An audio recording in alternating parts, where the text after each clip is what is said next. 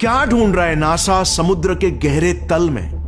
Yes, समुद्र की सतह से 10 किलोमीटर नीचे गहरे पानी में ऐसा कौन सा राज मौजूद है जिसे नासा डेस्परेटली खोज निकालना चाहता है? बहुत कम लोग ये बात जानते हैं कि फ्लोरिडा के तट से थोड़ी ही दूर समुद्र की 20 मीटर की गहराई में दुनिया का इकलौता अंडर वाटर लैब बसा हुआ है जिसका नाम है एक्वेरियस रीफ बेस। यहाँ पर हर साल नासा के 5 से 6 रिसर्चर्स और एस्ट्रोनॉट्स, यस एस्ट्रोनॉट्स, कई हफ्तों के लिए भेजे जाते हैं एक खास किस्म के प्रोजेक्ट के खातिर जिसका नाम है प्रोजेक्ट नीमो, यानी कि NASA's extreme environment mission operations. इन नासा साइंटिस्टों को स्पेसिफिकली बोला जाता है एक्वेनॉट्स। सिर्फ यही नहीं, नासा की एक ऑटोनोमस अंडर वाटर व्हीकल है जिसका नाम है ऑर्फियस। ये समुद्र के 10 किलोमीटर अंदर डीप डाइव करके वहां पर आज रिसर्च कर रही है। बट नासा जैसी एक स्पेस एजेंसी का आखिर समुद्र की गहराइयों में क्या काम है भाई? आफ्टर ऑल अमेरिका के पास ओशन रिसर्च करने के लिए तो अलग से एक बड़ी ऑर्गेनाइजेशन है ही, नोआ, national oceanic and atmospheric administration. दरअसल नासा साइंटिस्ट के अनुसार देयर आर 3 बेसिक क्राइटेरियाज जिससे हम जैसी लाइफ का जन्म होता है किसी भी एनवायरनमेंट में। Number 1 water, number 2 energy, number 3 chemistry. हम कितने भी विकसित और इंटेलिजेंट बीइंग्स क्यों ना बन जाए, लेकिन अंत में हम सब नॉन लिविंग एटम से ही तो बने और हम सब पर भी वही laws and forces of nature applicable है। कुछ ऐसे स्पेसिफिक एलिमेंट्स है जो लाइफ को जन्म देने के लिए बिल्कुल जरूरी है, जैसे carbon, hydrogen, oxygen, sulphur etcetera. और ये एलिमेंट्स जब एक दूसरे के साथ एक स्पेशल वे में कंबाइन होते हैं तो इनके इंटरैक्शंस, जिसे केमिस्ट्री कहते हैं, से लाइफ का जन्म होता है। मगर सारे एलिमेंट्स को साथ में रख देने से क्या ये अपने आप कंबाइन हो जाएंगे और लाइफ का जन्म हो जाएगा? वेल, इसे ऐसे समझो, अगर हमारे पास चाय पत्ती, चीनी और अदरक हो तो क्या इनको साथ में एक पतीले में रखने से चाय बन जाएगी? बिल्कुल भी नहीं, राइट? चाय बनने के लिए चाहिए एक मीडियम जो कि है वाटर, और फिर चाहिए एनर्जी इन्हें आपस में इंटरैक्ट कराने के लिए। जैसे हम गैस से डिराइव्ड हीट एनर्जी चाय में ट्रांसफर करते हैं और चाय बनता है। अब पृथ्वी के शुरुआती दिनों में इन एलिमेंट्स को भी एक स्पेसिफिक वे में कंबाइन होने के लिए वाटर और एनर्जी की जरूरत थी, जो कि उस वक्त हमारे समुद्रों में मौजूद थी। मे बी आपको सवाल यह आए कि एनर्जी डीप ओशन में कहां से मिल सकती है? समुद्र के गहरे अंधेरे कोनों तक तो सूरज की किरणें थोड़ी ना पहुंचती है, और पृथ्वी पर तो हर कोई लिविंग बीइंग सन पर ही तो प्राइमरीली डिपेंडेंट है फॉर एनर्जी, राइट? वेल, ये ना एक बहुत ही कॉमन मिसकंसेप्शन है कि हम जीव सनलाइट के बिना जी ही नहीं सकते। असल में हम एनर्जी के बिना जी नहीं सकते, और सनलाइट बाकी एनर्जी सोर्सेस में से बस सिर्फ एक सोर्स है। पृथ्वी पर लाइफ की शुरुआत सनलाइट से नहीं हुई थी, और इसीलिए नासा की दिलचस्पी ओशन के नीचे एक स्पेशल जोन में है जहां पर लाइफ पहली बार जन्म लिया था, द हेडल जोन। वीडियो में आगे बढ़ने से पहले फ्रेंड्स, मैं आपकी और आपकी फैमिली की सेफ्टी के लिए एक इंपॉर्टेंट बात बताना चाहता हूं। निखिल कामत का ये पोस्ट देखना, most Indians are just 1 hospitalization away from bankruptcy. इसका मतलब समझते हो? सिर्फ एक बड़ा हॉस्पिटल बिल और हम सब रोड पर आ जाएंगे। सारी जिंदगी की सेविंग्स एक झटके में खत्म हो जाएगी। इसके बावजूद भी आज 40 करोड़ इंडियंस के पास हेल्थ इंश्योरेंस ही नहीं है। इसका बस एक ही सोल्यूशन है, राइट हेल्थ इंश्योरेंस। सिर्फ 1 से 2,000 रुपए पर मंथ प्रीमियम पे करके 10 लाख तक का हेल्थ इंश्योरेंस मिल सकता है। सही हेल्थ इंश्योरेंस लेना बहुत ही जरूरी है, और उसके लिए पॉलिसी एक्स की एक्सपर्ट टीम पर्सनली गाइड कर सकती है। यहां पर आपको सिर्फ अपना मोबाइल नंबर और बेसिक डिटेल्स एंटर करनी है। आपके लिए बेस्ट हेल्थ इंश्योरेंस की लिस्ट आपके स्क्रीन पर आ जाएगी। तो डिस्क्रिप्शन में दिए हुए लिंक से पॉलिसी एक्स पर रजिस्टर करिए और अपनी फैमिली के फ्यूचर को सिक्योर करिए। और अब वापस से लौट आते हैं हमारे मेन टॉपिक पर। सो द हेडल जोन ना ओशन का सबसे नीचे वाला हिस्सा होता है जो समुद्री तल को टच करता है। कई जगहों पर यह 11 किलोमीटर की गहराई तक भी जाता है, और ये डेंजरस टेरेन से भरा हुआ है। यहां पर पाए जाते हैं हाइड्रोथर्मल वेंट्स। अब हाइड्रोथर्मल वेंट्स यानी कि बेसिकली अंडर वाटर वोल्केनोस, ये जब फटते हैं तब उबलता हुआ पानी और साथ में मिनरल्स और लावा स्टीम रिलीज होता है। ये अंडर वाटर गीजर्स या हॉट स्प्रिंग्स जैसे होते हैं। वेंट से रिलीज हुए पानी का टेम्परेचर अप्रोक्सीमेटली 400 डिग्री सेल्सियस तक हो जाता है, जो सॉलिड मेटल तक को पिघला सकता है। वंस अगेन, सन से नहीं, हमारे अर्थ के एक्सट्रीमली हॉट कोर में से आई एनर्जी ने पृथ्वी में लाइफ को जन्म दिया। वीडियो में आगे बढ़ने से पहले फ्रेंड्स, मैं आपको एक शॉकिंग फैक्ट बताता हूं। इंडिया में सिर्फ 38% पॉपुलेशन के पास लाइफ इंश्योरेंस है। यानी अगर फैमिली के अर्निंग मेंबर को कुछ हो जाता है तो पूरी फैमिली रिस्क पर आ जाती है। आइडियली जितना आप कमाते हो उससे 20x यानी 20 गुना तक का आपको टर्म इंश्योरेंस मिल सकता है, जिससे आपकी फैमिली का फ्यूचर सिक्योर हो सकता है। यह इंश्योरेंस बहुत महंगा भी नहीं है, सिर्फ 1 से 2,000 रुपए पर मंथ के प्रीमियम पर आपको 1 करोड़ तक का टर्म इंश्योरेंस मिल सकता है, और वो भी Tata AIG, HDFC life, ICICI prudential life insurance जैसे बड़ी बड़ी इंश्योरेंस कंपनी से। तो डिस्क्रिप्शन में दिए हुए लिंक से पॉलिसी एक्स पर रजिस्टर करिए और अपनी फैमिली के फ्यूचर को सिक्योर करिए। और हाँ, ये लिंक से अप्लाई करने पर आपको 15% का एडिशनल डिस्काउंट भी मिलेगा, तो मिस मत करना। और अब वापस से लौट आते हैं हमारे मेन टॉपिक पर।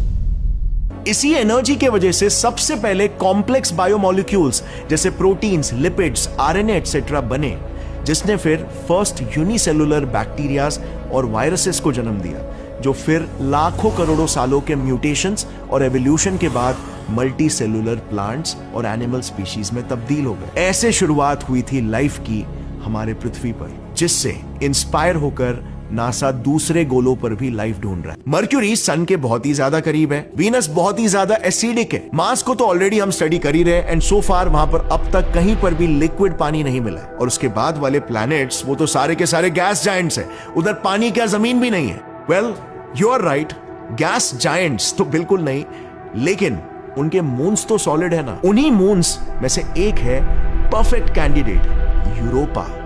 ये जुपिटर का 4th लार्जेस्ट मून है, जहां पर नासा के डेटा के हिसाब से हमारे अर्थ के ओशंस जैसा ही सिमिलर सॉल्ट वाटर ओशन छुपा हुआ है। 1979 के वॉयेजर मिशन और 1989 में लॉन्च हुए गैलीलियो मिशन ने जब यूरोपा के क्लोजअप इमेजेस लिए और स्पेक्ट्रोस्कोपिक डेटा को स्टडी किया, तो यह पता चला कि वैसे तो यूरोपा का सरफेस पूरा सॉलिड आइस से कवर्ड है, लेकिन जुपिटर की स्ट्रॉन्ग ग्रेविटी की वजह से यूरोपा का सरफेस स्ट्रेच और स्क्वीज होता है।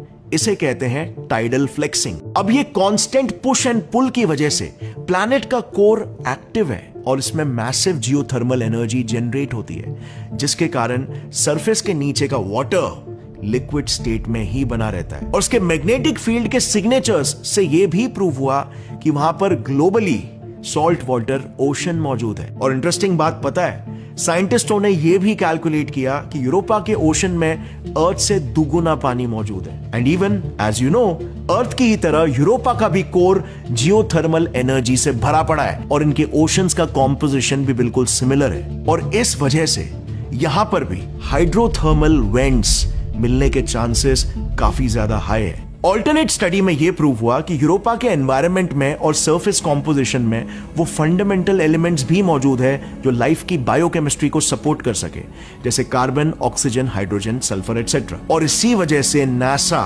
यहां पर अपना स्पेस प्रोब भेज रहा है इसे और डिटेल में स्टडी करने के लिए, और यहां पर एलियन लाइफ होने के प्रमाण ढूंढ के निकाल लेंगे।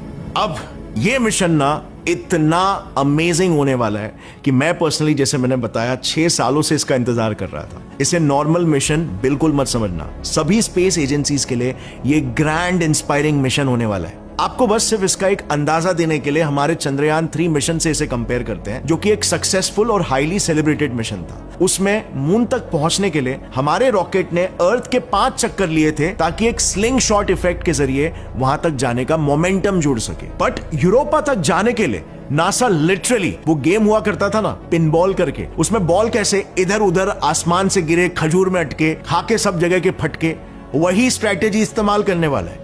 दिमाग फाड़ कैलकुलेशंस होने वाले हैं। जुपिटर के मून यूरोपा का डिस्टेंस चंद्रयान 3 लूनर मिशन से ऑलमोस्ट 1600 गुना ज्यादा है। स्केल के लिए जस्ट इमेजिन करो कि मून आपकी बगल वाली बिल्डिंग में है, तो यूरोपा का डिस्टेंस अप्रोक्सीमेटली मुंबई से ऑल द वे दिल्ली तक का ट्रैवल होगा। और इस सफर में बड़े बड़े गैस जायंट्स की तगड़ी ग्रेविटी, उनके सैकड़ों मून्स का ग्रेविटेशनल इंटरफेरेंस, एस्ट्रॉइड बेल्ट जिसमें लाखों स्पेस ऑब्जेक्ट्स हैं, उनसे और उनकी ग्रेविटेशनल इन्फ्लुएंसेस से बचते हुए जाना, एंड नॉट टू फॉरगेट सन की ग्रेविटी और सोलर विंड्स।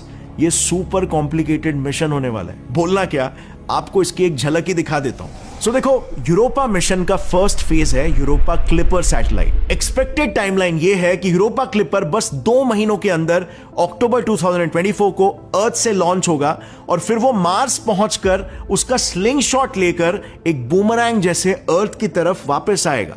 फिर अर्थ का स्लिंग शॉट लेकर स्पीड पकड़ेगा जुपिटर की तरफ, जिस तरफ ये लिटरली एक पिंग पोंग की तरह शूट होके यूरोपा की ओर ट्रैवल करेगा। और ये तो बस शुरुआत है। अर्थ से निकल के यूरोपा तक पहुंचने के लिए करीब 7 साल की जर्नी कैलकुलेट की है साइंटिस्टों ने। और इमेजिन करो, इस पूरे टाइम फ्रेम में हर एक प्लैनेट और स्पेस बॉडी की प्रेजेंट पोजीशन और फ्यूचर पोजीशन को कैलकुलेट करना, एग्जैक्टली किस एंगल से स्पेसक्राफ्ट को लॉन्च करना है उसको कैलकुलेट करना, क्योंकि प्लैनेट्स और मून्स तो अपने अपने ऑर्बिट में घूम रहे हैं, तो हर एक पड़ाव पे किस डायरेक्शन में और कितने टाइम में पहुंचना है, ये सारी चीजों को नासा ने कैलकुलेट और प्रेडिक्ट करके अपने मिशन को प्रोग्राम किया है। अब इस सैटेलाइट की यूरोपा मून में एंट्री तो और भी ज्यादा फिल्मी है। जुपिटर के करीब पहुंचने के बाद यूरोपा के ऑर्बिट में घुसने के लिए यूरोपा क्लिपर सैटेलाइट जुपिटर के गलीलियन मून्स, जो कि जुपिटर के 4 सबसे बड़े मून्स हैं, उनके मल्टीपल फ्लाईबाइज करके यूरोपा के ऑर्बिट में घुसने वाला है। और इसीलिए मैं पर्सनली इतना एक्साइटेड हूं। अच्छा, जब 2031 में इसकी स्पेस जर्नी खत्म होगी ना, तो ये प्रोब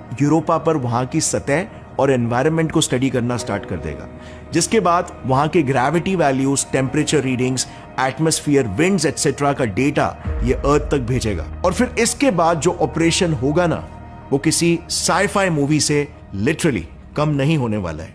यूरोपा पर पहुंचने के कुछ ही दिनों बाद यूरोपा की सतह पर क्रायोबॉट्स यानी कि बर्फ पेनिट्रेट करने वाले रोबोट्स भेजे जाएंगे, जो कि उसकी सतह की डिटेल जांच पड़ताल करेंगे। अभी के एस्टिमेट्स के हिसाब से यूरोपा पर मिनिमम 2 किलोमीटर से लेकर 20 किलोमीटर तक की मोटी बर्फ की परत हो सकती है, जिसे पेनिट्रेट करके प्रोब को नीचे गहरे पानी तक पहुंचना होगा, जिसे करने में सालों का वक्त लग सकता है। वो क्रायोबॉट बर्फ को न्यूक्लियर पावर से मेल्ट करते करते नीचे समुद्र की गहराई तक पहुंचेगा और अपने साथ 48 माइक्रो रोबोट्स लेकर जाएगा, जिसे नीचे डिप्लॉय किया जाएगा, जो कि फिर समुद्र की गहराई में अलग अलग जगह पर स्विम करके लाइफ की खोज करेंगे।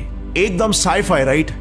और अगर लेट्स से हमें एलियन लाइफ मिल जाती है, तो उसकी बायोलॉजी आखिर कैसे होगी? जस्ट इमेजिन कैसा महसूस होगा अगर फाइनली हमें यह पता चल जाए कि हम इस ब्रह्मांड में अकेले नहीं हैं। काफी डीप और एक्साइटिंग थॉट है, राइट? आपके ओपिनियन में यूरोपा के डीप वाटर्स में लाइफ मिलने के क्या चांसेस है? क्या चांसेस है कि वहां पर एक एलियन लाइफ फॉर्म की खोज हो जाएगी इस मिशन के जरिए? इफ यू आस्क मी, जरा सोचना कि आज दुनिया भर के कितने ही स्पेस एजेंसीज मिलकर एलियन लाइफ को सदियों से ढूंढने की कोशिश कर रहे हैं। यूरोपा तो फिर भी हमारे बहुत ही नजदीक है। हमारे पास तो आज के तारीख में ऐसे यंत्र है जैसे केपलर स्पेस टेलीस्कोप, हबल और James Webb space telescope, just to name a few, जिससे हम लाइफ के evidences millions of light years दूर तक खोज पाते हैं। ऑल्सो हम लाइफ के जन्म को उसी तरह से स्टडी करने की कोशिश कर रहे हैं जिस तरह से लाइफ पृथ्वी पर इवॉल्व हुई थी। बट डीएनए जैसा ही कोई दूसरा सेल्फ रेप्लिकेटिंग कॉम्प्लेक्स मॉलिक्यूल जरूरी नहीं है ना कि सिर्फ पृथ्वी वाले ही स्टाइल में ही जन्म लेता हो, वाटर बेस्ड ही हो। लाइफ के जन्म के और भी तो कई तरीके हो सकते हैं जो अब तक हमें नहीं पता। हम सिर्फ पृथ्वी वाले मॉडल के आधार पर ही हमारी खोज कर रहे हैं, जो कि एक्सट्रीमली रेयर हो सकता है। And we might just be barking at the wrong tree.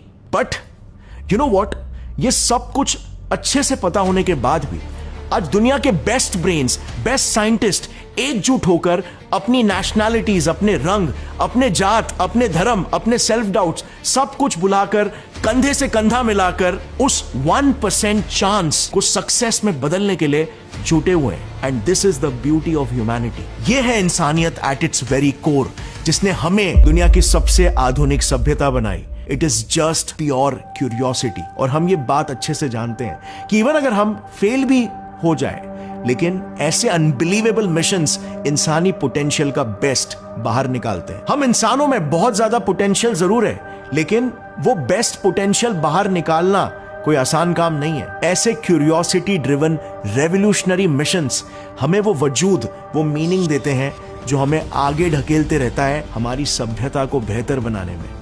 और इतिहास गवाह है इस बात का कि जब भी कोई ऐसा क्रांतिकारी मिशन आता है, तो जो साइंस और टेक्नोलॉजी उस मिशन के लिए डेवलप होती है, उसका फायदा इंसानी सभ्यता के सभी डोमेन्स को एम्पावर करने में ही होता है। सो With that said, let curiosity be the ultimate driver of your life because there is always so much to learn, so much to explore, and so much to grow.